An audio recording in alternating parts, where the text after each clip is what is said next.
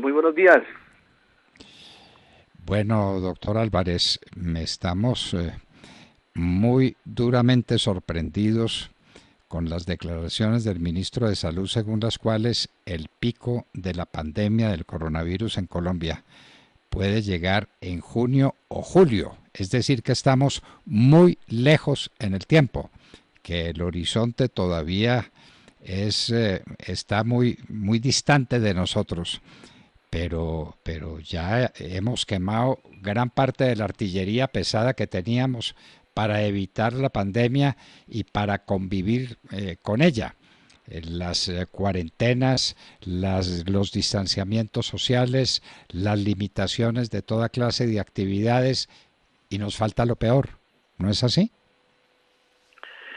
Yo diría que hay que interpretarlo de una forma diferente a mi modo de ver. Es decir, creo que estas medidas que se han venido haciendo, lo que hacen inicialmente es ganar tiempo. Es decir, al final, si ninguno de nosotros sale a la calle, pues nadie se infecta, pero desafortunadamente el virus está afuera.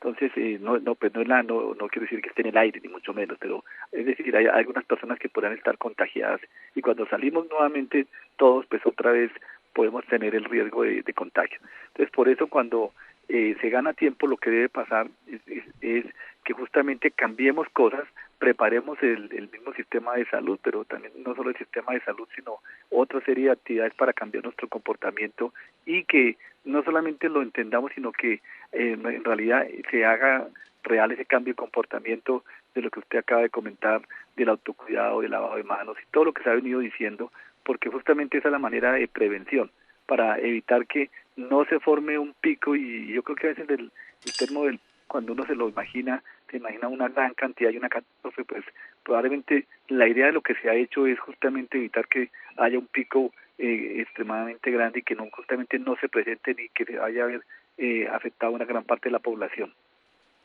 Doctor Álvarez, ese anuncio del ministro de Salud de un pico que podría venir en los meses de junio o julio está refrendado por toda la comunidad científica, es decir, eso va a ser así.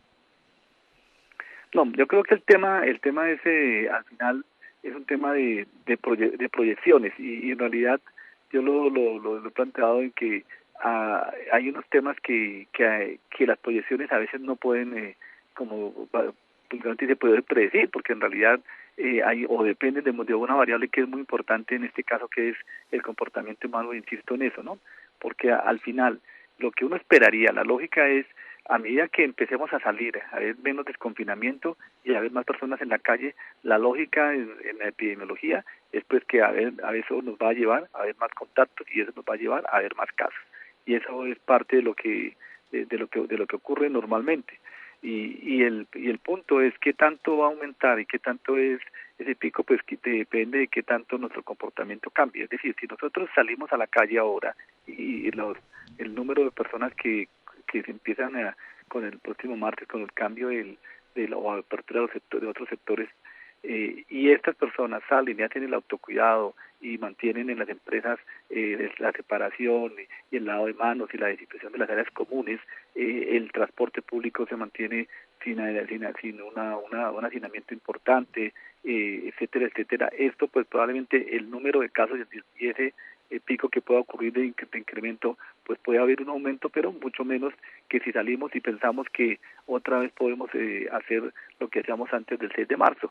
Y eso en realidad es lo que cambiaría esa dinámica. Es decir, a medida que hayamos más gente en la calle, desafortunadamente van a aumentar el número de casos, pero qué tanto aumente ese número de casos, pues va a depender de nuestro comportamiento. Insisto nuevamente en que eso al final es la variable más importante que cambia la dinámica de transmisión. Ustedes, los especialistas y los científicos, esperaban que para estas calendas, por este tiempo de comienzos de mayo, las cosas se hubieran desarrollado de la manera como se están desarrollando, o ustedes están agradablemente sorprendidos. ¿Cuál es la situación que estamos viviendo con respecto a lo que ustedes hubieran esperado, doctor Álvarez? Yo creo que se está viendo lo que lo esperaba, es decir, que el número de casos se hubiera disminuido y se hubiera la transmisión hubiera caído, el famoso número que hablan de el R, que es un número del RT, que es qué tanto se está contagiando, qué tantos casos aparecen. Creo que la disminución que se presentó en las últimas semanas es el fruto del sacrificio de todo el pueblo colombiano, es decir, el hecho de haber tomado estas medidas y la conciencia de cada uno ha hecho que esto haya disminuido, y la disciplina que ha tenido las personas creo que ha hecho que lo que se esté viendo es la realidad de lo que se hubiera planteado. Alguien podría plantear, y siempre en esto, ministro, siempre es el tema de plantear que cómo quedó el partido, o cómo saber cómo queda el partido después de que se juega, ¿no? El punto es cómo saber uno antes de que se juegue, pero pues eso justamente es lo que de esto se trata, de poder entender y conocer cuáles son las posibles medidas y cuál es el posible impacto que puede tener cada una de ellas. Yo creo que acá es la sumatoria de cosas, al final uno sabe cuál es la que tiene más impacto u otra, pero al final es que esta sumatoria de medidas han logrado detener una velocidad de propagación que el virus en el mes de marzo, que básicamente es lo que se espera. Doctor Álvarez, se estaba esperando esta especie de deserción de muchos sectores de la vida nacional y especialmente aquí en Bogotá, para no irnos muy lejos, esta deserción con respecto a las obligaciones fundamentales de la cuarentena, porque estamos viendo ya trancones en las calles, estamos viendo una actividad inusitada cuando pensaríamos que todavía por la cuarentena que se extiende deberíamos ver las calles parcialmente vacías. Sí, yo creo que acá es un tema importante que la ciudadanía no debe pasar de un extremo del pánico absoluto a otro extremo del relajamiento absoluto, ¿no? Yo creo que estos extremos nunca son buenos. Me parece que pensar que habernos estado en cuarentena, como se dice popularmente, un mes o unas semanas más, y luego salir a volver otra vez a la actividad puede ser peligroso. Yo creo que siempre llamo a la prudencia, porque me parece que es clave tener en cuenta que pues no se nos debe olvidar lo que está pasando en otros países. Es decir, si no hacemos nada, pues finalmente no tenemos ninguna diferencia para que ocurran situaciones similares a otros países que ustedes los pueden ver en noticias los resultados. Entonces creo que se ha hecho un esfuerzo muy grande y que no vale la pena perderlo, y desafortunadamente en este tipo de virus y de epidemias el esfuerzo de muchos se puede perder por la indisciplina de pocos. Bueno, eso sería gravísimo, pero en general usted nos diría que seamos optimistas frente a lo que está pasando y que vamos a ser capaces de sortear esta crisis en términos razonables desde el punto de vista que a usted le compete, que es el punto de vista de la salud y de las vidas de la gente. Sí, yo creo que hay que ser muy optimista. Creo que los resultados de estas primeras semanas en Colombia, pues no puede uno mirarlo y puede mirarlo de diferentes aristas, se ven diferentes interpretaciones, pero desde el punto de vista de salud pública creo que los resultados son favorables. Y optimista en el sentido en que creería que si mantenemos medidas y comportamiento, y sobre todo ese punto que nosotros seamos conscientes de hasta donde sea posible nuestro autocuidado. Obviamente sabemos que las dificultades de muchos de nuestros ciudadanos, hay que tener en cuenta la realidad que cada uno vive, como se dice popularmente, pero en realidad es que sí, lo que está a nuestro alcance, seamos conscientes. Y hago énfasis en la distanciamiento social. Creo que a veces alguien dice, no, pero es que no puedo estar en el Transmilenio en distanciamiento social, pero en la calle sí puede estar, y a veces no se hace.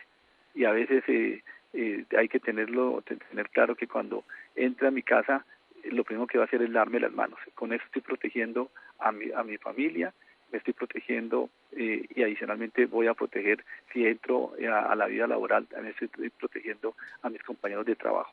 Es decir, ahí hay una gran responsabilidad, porque tenemos un autocuidado que va a depender no solo para nosotros, sino para los que nos rodean.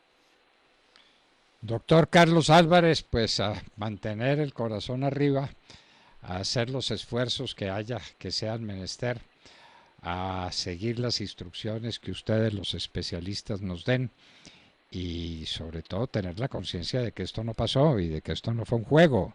Y es que hay naciones del mundo que están viviendo momentos atroces, doctor Álvarez, y países muy importantes. Entonces uno ve a Rusia y entonces uno ve a Brasil y uno ve al Ecuador en situaciones realmente de calamidad pública, ¿no?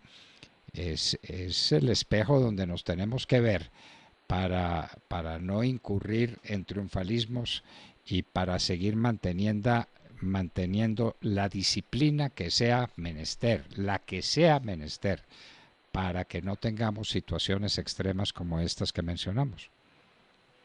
Sí, y yo creo que acá algo importante que quiero hacer énfasis también es cuando vemos cada día las personas que fallecen, desafortunadamente varias personas son mayores de 70 años. Y uno diría que eso podría ocurrir o porque por las mismas condiciones de vida no pueden mantener el aislamiento dentro de sus viviendas, u otras por la indisciplina de algunos de ellos que han salido en momentos en que no deberían salir, o desafortunadamente algunos de las personas o miembros de la familia que están conviviendo con ellos o los visitan y podría no cumplirse los aislamientos. Creo que es importante tener en cuenta que el grupo de mayores de 70 años es un grupo de mayor riesgo y que hay que protegerlos. Protegerlos no es el aislamiento social, sino el aislamiento físico. Es decir, tenemos que seguir hablando con nuestros adultos mayores, incluso más que antes, pero tener en cuenta que la manera importante de protegerlos es cumplir lo que ya hemos venido hablando en esta entrevista.